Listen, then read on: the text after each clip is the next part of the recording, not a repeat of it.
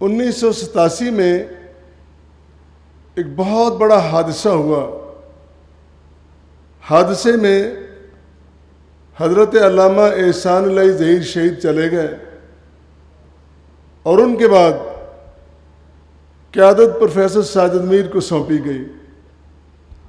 وہ ایک بڑے بے باک خطیب تھے اور یہ سنجیدہ فکر مقرر دانشور. تو لوگ دونوں میں کمپیریزن کرتے تھے، کمپیئر کرتے تھے. تو ظاہر ہے کمپیئر کرتے تھے تو مسائل بھی پیدا ہوتے تھے، سوچیں کہیں جا کے رک جاتی گم یہ کیا ہے.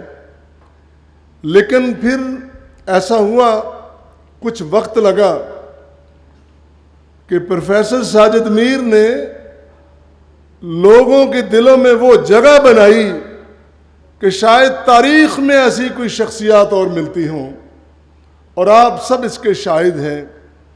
اسی طرح میں یہ عرض کروں گا کہ آج لوگ نو منتخب امیر کو ڈاکٹر حافظ عبد الکریم کو کمپیئر کرتے ہیں پروفیسر ساجد میر کے ساتھ.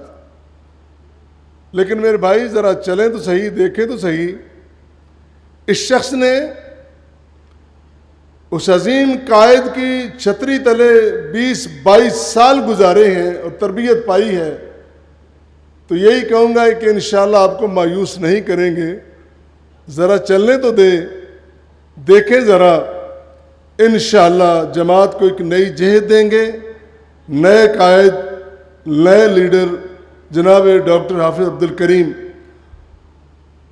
اور آخری بات، میر صاحب کے جانے کے بعد جو غم ہوا، جو دکھ ہوا، جو اداسی ہم پہ چھائی رہی، اس نے کئی دن ہمیں گھر میں بٹھائے رکھا. اور وجہ صرف یہ تھی کہ ہم اداسی میں بیٹھے رہے.